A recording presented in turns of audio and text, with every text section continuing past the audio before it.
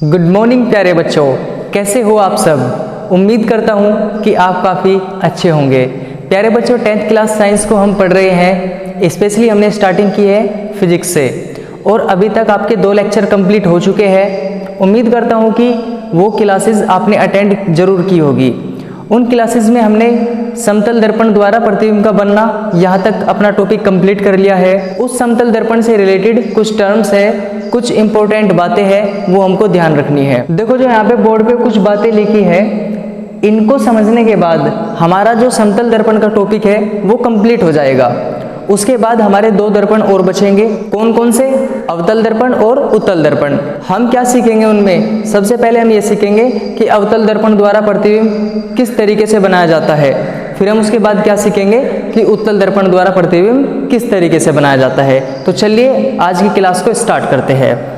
तो देखिए, सबसे पहले यहाँ पे हेडिंग क्या लिखी हुई है, समतल दर्पण से बने प्रतिबिंब के मुख्य अभिलक्षण। देखो यहाँ पे 5 पॉइंट लिखे हुए हैं। 5 पॉइंट में से कुछ पॉइंट तो हमने डिस्कस किए थे, 1-2 पॉइंट है जो हमने डिस्कस नहीं किया था। उन पॉइंट को भी हम इस क्लास में डिस्कस कर लेंगे। सबसे पहला पॉइंट क्या लिखा है, समतल दर्पण से बना प्रतिबिंब आभासी तथा सीधा होता है। तो इस बात में कोई डाउट नहीं है, हमने पिछले वाली क्लास में पढ़ा था कि जो समतल दर्पण द्वारा प्रतिबिंब बनता है वो सीधा और आभासी होता है। ठीक है, अब दूसरे पॉइंट की तरफ चलते हैं। इसमें लिखा है प्रतिबिंब का आकार वस्तु के आकार के बराबर होता है। तो यहाँ पे ये भी इंपॉर्टेंट बात है कि जो वस्तु का आकार है वो प्रतिबिंब के आकार के बराबर होता है। थर्ड पॉइंट में क्या लिखा है, प्रतिबिंब दर्पण के पीछे, प्रतिबिंब दर्पण के पीछे, पीछे मतलब उसी के अंदर उतनी ही दूरी पर बनता है जितनी दूरी पर वस्तु दर्पण के सामने रखी होती है। ये वाला पॉइंट भी हमने डिस्कस किया था। अब इसके बाद प्रतिबिंब पार्श्व परिवर्तित होता है, ये काम की बात है। पार्श्व परिवर्तित होता है। देखो, पार्श्व परिवर्तित होने का मतलब है जो वस्तु की लेफ्ट साइड होगी वो राइट साइड दिखाई देगी, जो राइट साइड होगी वो लेफ्ट साइड दिखाई देगी। यहाँ पे क्या लिखा है, अर्थात वस्तु का बायां भाग दायां तथा दायां भाग बायां दिखाई पड़ता है। बात क्लियर है ना? जैसे हम शीशे में अपना चेहरा देखते हैं, जो लेफ्ट साइड है हमारी वो राइट साइड दिखाई देगी, जो राइट साइड है वो हमारी लेफ्ट साइड दिखाई देगी। चलिए नेक्स्ट पॉइंट देखते हैं। इसमें लिखा है किसी व्यक्ति को समतल दर्पण में अपना पूरा प्रतिबिंब देखने के लिए, मान लीजिए हमें अपना पूरा प्रतिबिंब देखना है, हमें पूरी इमेज देखनी है अपनी, तो उसके लिए दर्पण कैसा होना चाहिए उसके बारे में ये पॉइंट है। देखते हैं क्या है। किसी व्यक्ति को समतल दर्पण में अपना पूरा प्रतिबिंब देखने के लिए दर्पण की ऊंचाई, किसकी ऊंचाई? दर्पण की ऊंचाई। दर्पण की ऊंचाई व्यक्ति की ऊंचाई से कम आधी होनी चाहिए, अर्थात दर्पण की ऊंचाई बराबर 1/2 व्यक्ति की ऊंचाई। इस बात का खास ध्यान देना है। जैसे मान लो कोई भी व्यक्ति है और उसको अपना फोटो देखना है, अपना पिक्चर देखनी है, उसको अपनी इमेज देखनी है, तो जो वो शीशा है, जो दर्पण है, उसकी हाइट कम से कम आधी होनी चाहिए व्यक्ति की हाइट की। बात समझ में आ गई? तो इसी के साथ हमारा टॉपिक कंप्लीट होता है समतल दर्पण से बने प्रतिबिंब के मुख्य अभिलक्षण। यहाँ पे समतल दर्पण कंप्लीट हुआ। अभी तक हमने क्या क्या पढ़ लिया है कि समतल दर्पण से प्रतिबिंब कैसा बनता है, उसका डेरिवेशन हमने पढ़ लिया है और उसके जो इंपॉर्टेंट पॉइंट्स थे वो भी हमने पढ़ लिए हैं। प्यारे बच्चों, नेक्स्ट टॉपिक है हमारा विसरित परावर्तन, जिसको इंग्लिश में बोलते हैं हम डिफ्यूज्ड रिफ्लेक्शन। देखो, ये हमारी डेली रूटीन लाइफ में काफ़ी यूज़ होता है और कई बार हम इसको देखते भी हैं। जैसे घर में जो खिड़कियाँ होती है ना, उन खिड़कियों में जो आपने देखा होगा ग्रीन कलर के शीशे टाइप कुछ लगे हुए होते हैं, तो उनसे क्या होता है, उनसे जो प्रकाश होता है वो सीधा हमारी आंखों पे नहीं पड़ता, उसका जो परावर्तन होता है वो हमारी आंखों पे पड़ता है। तो कहीं ना कहीं वो हमारी आंखों के लिए भी फायदेमंद होता है। चलिए एक बार इसको भी हम समझ लेते हैं कि विसरित परावर्तन क्या होता है। देखो, आप ध्यान देना, किसी भी खुरदरे पृष्ठ के विभिन्न बिंदुओं पर आपतित प्रकाश किरणें परावर्तन के नियमानुसार परावर्तित होकर चारों ओर बिखर जाती है। यह घटना विसरित परावर्तन कहलाती है। बहुत ही काम की बात है, आपको थोड़ा सा ध्यान से समझना है। मान लीजिए हमारे पास कोई खुरदरा पृष्ठ है और उस खुरदरे पृष्ठ पर प्रकाश की किरणें आपतित होती है। आपतित होने के बाद जो भी परावर्तन का नियम है उसके अनुसार वो परावर्तित हो गई, तो ये घटना ही क्या कहलाएगी? विसरित परावर्तन कहलाएगी। चलिए नेक्स्ट टॉपिक देख लेते हैं, ये भी मोस्ट इंपॉर्टेंट है। क्या लिखा है इसमें? दर्पण की वक्रता त्रिज्या तथा फोकस दूरी में संबंध। देखो एक तो है हमारे पास वक्रता त्रिज्या जिसको हम स्मॉल r से प्रदर्शित करते हैं, और एक है हमारे पास फोकस दूरी जिसको हम स्मॉल f से प्रदर्शित करते हैं। इसमें कुछ रिलेशन है और एग्जाम की दृष्टि से ये मोस्ट इम्पोर्टेंट है। देखो क्या है इसमें, जब दर्पण का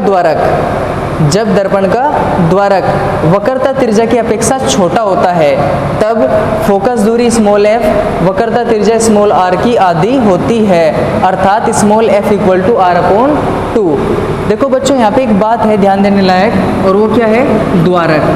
दर्पण का द्वारक क्या होता है आपको फर्स्ट लेक्चर में समझाया था। जो दर्पण के परावर्तक तल का व्यास है उसी को हम क्या बोलते हैं, दर्पण का द्वारक बोलते हैं। तो मेन फॉर्मूला क्या होगा यहाँ पे, small f equal to r/2।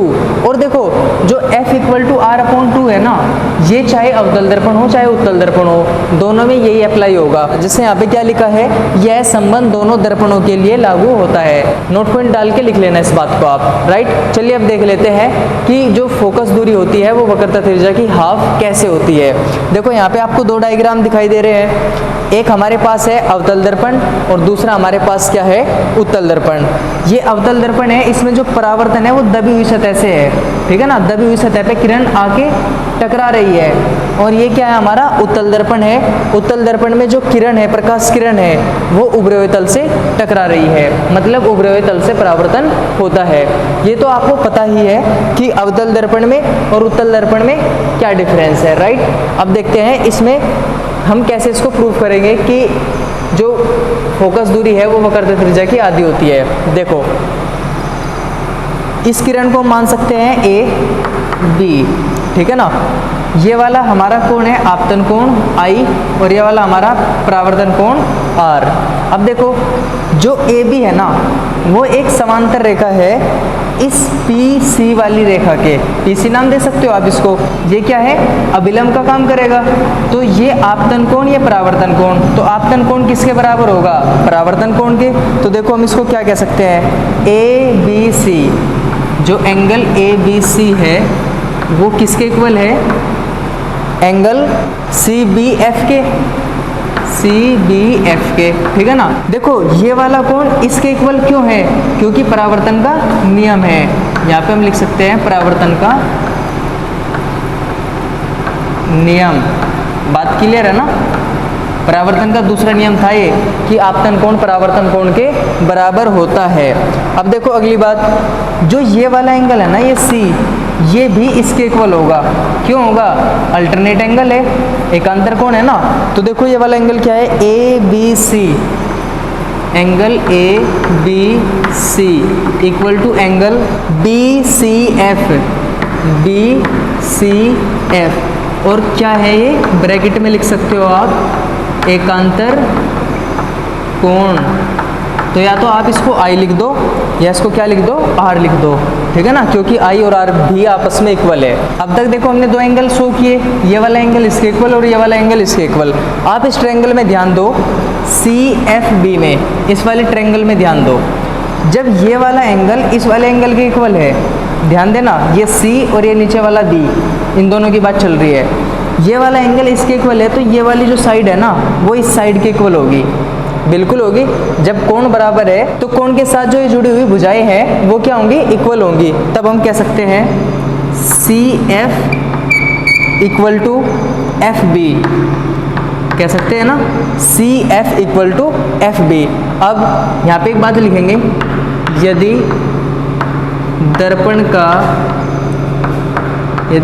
का द्वारक छोटा है, यदि दर्पण का द्वारक छोटा है तब, देखो दर्पण का द्वारक छोटा होने का मतलब क्या है, ये किरण है ना और भी नज़दीक आ जाएगी, और जो ये B पॉइंट है ना ये P पॉइंट के नज़दीक होगा काफ़ी। जब B पॉइंट P पॉइंट के काफ़ी नज़दीक होगा तो जो FB है ना, जो FB है वो FP के लगभग इक्वल होगा, राइट। जो FB है वो FP के लगभग इक्वल होगा। अब देखो यहीं पे रोक दो इस बात को। अब हमें पता है PC इक्वल टू क्या है, PC इक्वल टू है स्मॉल r, ये PC है ना, PC इक्वल टू है स्मॉल r, ध्रुव से वक्रता केंद्र तक की दूरी को हम वक्रता त्रिज्या बोलते हैं। एक बात बताओ, जो PC है, P से लेके C तक की दूरी, इसको हम ऐसा भी तो कह सकते हैं PF और प्लस FC, PF और plus FC equal to small r रखो। अब देखो जो PF है उसको तो रखो सेम, जो FC है ना, FC को हम लिख सकते हैं FB, FC को क्या लिख सकते हैं FB, और FB किसके इक्वल है, FP के या PF के भी कह सकते हो, PF इक्वल टू R।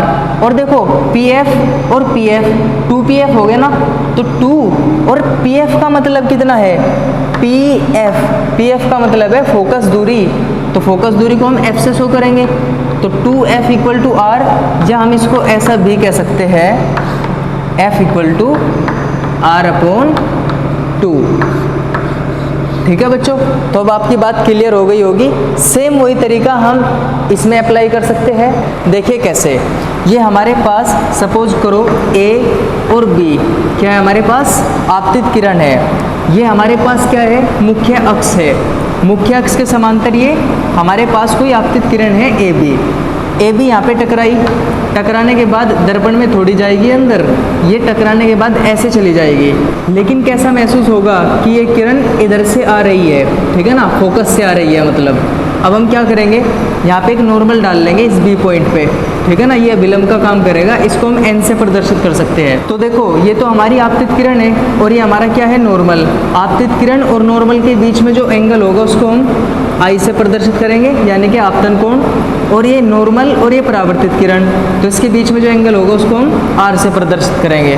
तो आपतन कोण, परावर्तन कोण, और रूल क्या है, दोनों कोण बराबर होंगे। ये देखो यहाँ पे एक लाइन तो ऐसे चली गई, ठीक है, वक्रता केंद्र की तरफ, और एक लाइन ऐसे है फोकस की तरफ। तो देखो यहाँ पे क्या बनता दिखाई दे रहा है, ये X टाइप बनता हुआ दिखाई दे रहा है, तो ये वाला एंगल इसके इक्वल होगा, तो ये वाला एंगल R है, तो ये वाला एंगल भी क्या होगा, R होगा। अब इसके बाद इस लाइन को आगे बढ़ाओ, सपोज करो ये लाइन ऐसे है, ठीक है ना, ये वाली लाइन इसके समांतर है। हम क्यों कर रहे हैं, इस पे गौर करो थोड़ा, ये वाला एंगल क्या होगा, ये वाला एंगल, ये वाली समांतर रेखा है, ठीक है, और ये वाली समांतर रेखा है ना, और ये वाली क्या है, ये वाली है तिर्यक रेखा, इसको ऐसे कर दो, तो ये वाला एंगल भी क्या होगा, ये वाला एंगल होगा I, जो यहाँ पे एंगल बना है वही एंगल यहाँ पे बनेगा। इसको आप I भी कह सकते हो या R भी कह सकते हो, क्योंकि I और R आपस में इक्वल है। अब जब ये वाला एंगल इस वाले एंगल के इक्वल है, तो जो ये वाली साइड है ना, इस वाली साइड के इक्वल होगी, ये वाली साइड इसके इक्वल होगी, बिल्कुल जैसा हमने सेम इसमें किया है। तो चलिए लिख लेते हैं, यहाँ पे हम क्या लिखते हैं, सबसे पहले जो ABN है, एंगल ABN है, वो किसके इक्वल है, NB, और इसको नाम दे सकते हो कुछ D, ठीक है ना, NBD के इक्वल, NBD। और क्यों है इक्वल, क्योंकि परावर्तन का नियम है, ठीक है ना, परावर्तन का नियम। बात समझ में आ रही है, जो आपतन कोण होगा वो परावर्तन कोण के बराबर होगा। अब जो NBD है, जो एंगल NBD है, वो किसके इक्वल होगा, FBC के, एंगल FBC के। क्यों होगा, ये है वर्टिकली अपोजिट एंगल, जिसको हम बोलते हैं शीर्षाभिमुख कोण, शीर्षाभिमुख कोण, इंग्लिश में बोलते हैं इसको वर्टिकली अपोजिट एंगल। तो ये हमारे पास क्या है, शीर्षाभिमुख कोण है, ये वाले एंगल आपस में इक्वल है, ये वाले आपस में एंगल इक्वल है। अब देखो त्रिभुज कौन से में, BFC में, त्रिभुज BFC में जब ये वाला कोण इस कोण के बराबर है, तो ये वाली भुजाएं आपस में बराबर होंगी, तो BF equal to FC, BF equal to F C, ठीक है ना, साइड इक्वल होंगी, इक्वल एंगल के साथ में जो साइड है वे भी क्या होंगी, इक्वल होंगी। यहाँ पे खास बात ये है कि जब दर्पण का द्वारक छोटा होगा तो जो ये समांतर भुजा आ रही है ना, ये इसके नज़दीक आएगी, मतलब बी पॉइंट पी पॉइंट के नज़दीक होगा। अगर बी पॉइंट पी पॉइंट के नज़दीक होगा तब हम क्या कह सकते हैं, जो एफ बी है वो एफ पी या पी एफ के इक्वल होगा। लिख सकते हैं हम इस बात को, F B equal to P F, F B equal to P F.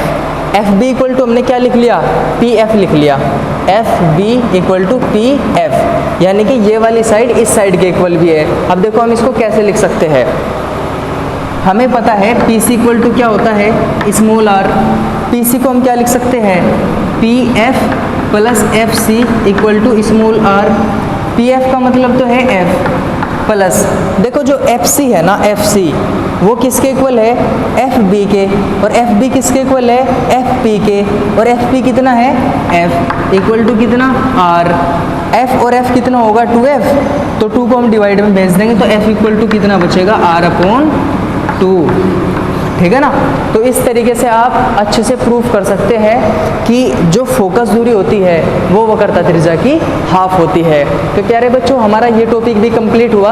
अब हम क्या पढ़ने वाले हैं, अब हम ये पढ़ने वाले हैं जो प्रतिबिंब होता है उसको कितने तरीके से बनाया जा सकता है, प्रतिबिंब बनने के नियम क्या क्या है, ताकि हम अवतल दर्पण में और उत्तल दर्पण में उन नियमों को यूज कर सके। जो टॉपिक अब हम पढ़ने वाले हैं इसके बाद एक मोस्ट इंपॉर्टेंट टॉपिक स्टार्ट होगा, और वो टॉपिक हमारी तब समझ में आएगा जब हमें उस टॉपिक के रूल के बारे में पता होगा कि, और देखो वो टॉपिक क्या है कि जो अवतल दर्पण होता है और जो उत्तल दर्पण होता है उसमें प्रतिबिंब हम कैसे कैसे करके बना सकते हैं, उनको बनाने के नियम क्या है, तो वो नियम हमें पता होने चाहिए। तो यहाँ पे कुछ नियम लिखे गए हैं, आप उन नियम को अच्छे से समझ लेना। तो चलिए स्टार्ट करते हैं। देखो यहाँ पे क्या लिखा है, गोलीय दर्पणों से प्रतिबिंब बनने के नियम।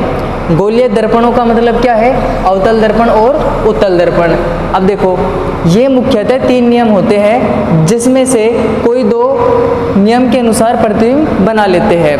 आपको है ना 3 नियम पता होने चाहिए, और उन 3 नियम में से आप कोई भी 2 नियम यूज करो और उन्हीं के अकॉर्डिंग क्या करो, प्रतिबिंब बना दो। 2 नियम क्यों यूज करते हैं हम, क्योंकि प्रतिबिंब 2 किरणों को मिलने से ही बन जाएगा, तो हम 2 नियम यूज करते हैं यहाँ पे, राइट। चलिए पहला नियम देख लेते हैं।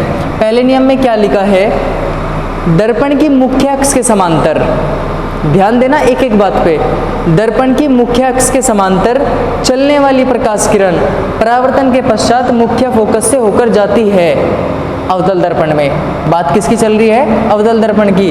फिर यह मुख्य फोकस से आती हुई प्रतीत होती है। अब बात किसकी चल रही है, उत्तल दर्पण की। दोबारा समझो इस बात को, दोबारा समझो।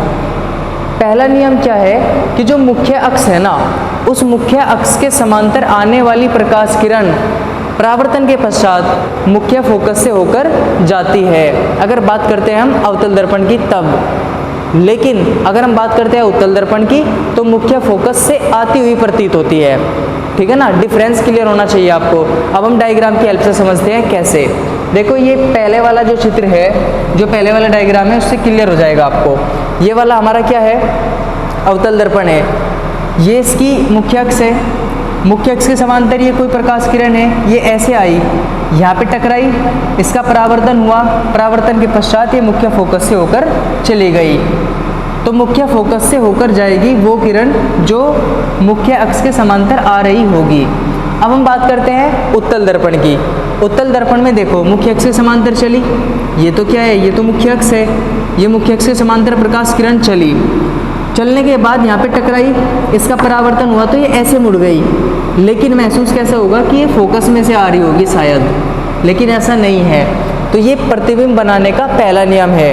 अगर प्रकाश किरण मुख्य अक्ष के समांतर आती है तो परावर्तन के पश्चात या तो मुख्य फोकस से होकर जाती है या मुख्य फोकस से आती हुई प्रतीत होती है। अगर मुख्य फोकस से होकर जाती है वास्तव में तो अवतल दर्पण है, और अगर हम बात करते हैं उत्तल दर्पण की तो मुख्य फोकस से आती हुई प्रतीत होती है। तो ये था हमारा पहला पॉइंट, पहला नियम। अब दूसरे नियम पे गौर करते हैं कि दूसरा नियम क्या है।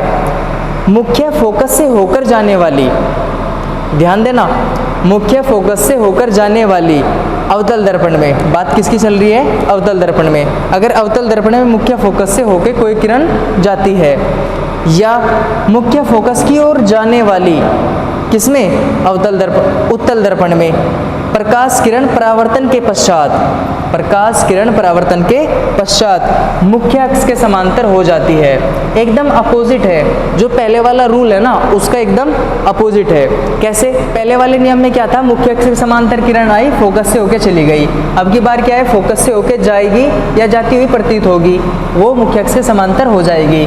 चित्र नंबर बी देखिए आप, ये हमारे पास क्या है, अवतल दर्पण। मुख्य फोकस से होकर कोई किरण जा रही है, परावर्तन हुआ, परावर्तन के पश्चात मुख्य अक्ष से समांतर हो गई। ये हमारा दूसरा नियम होगा, राइट।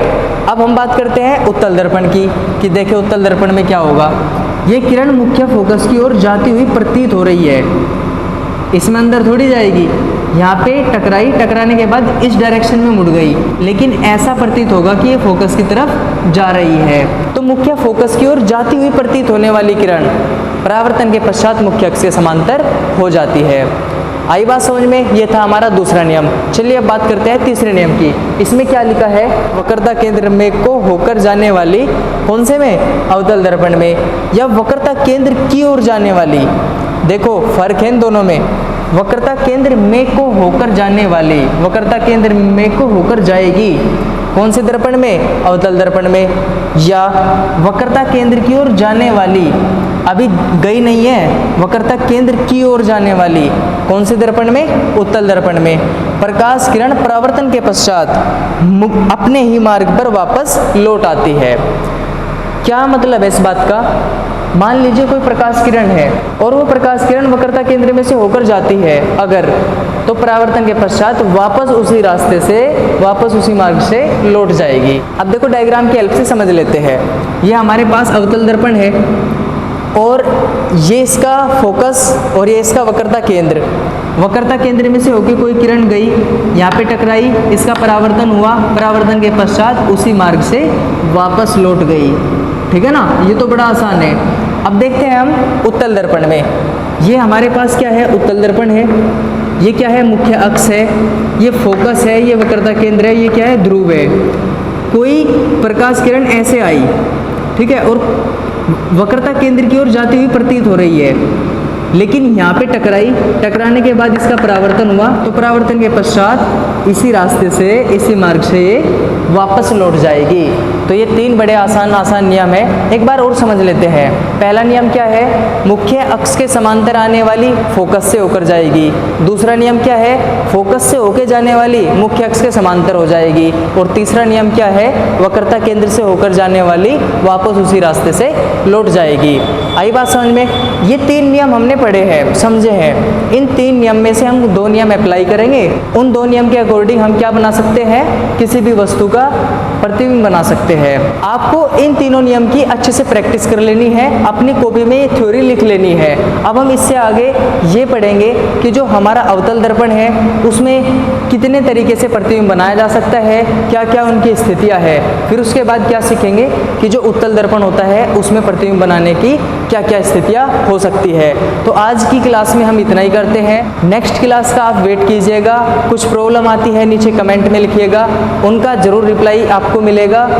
आज की क्लास को अटेंड करने के लिए आपका बहुत बहुत धन्यवाद, बहुत बहुत शुक्रिया। Thank you very much.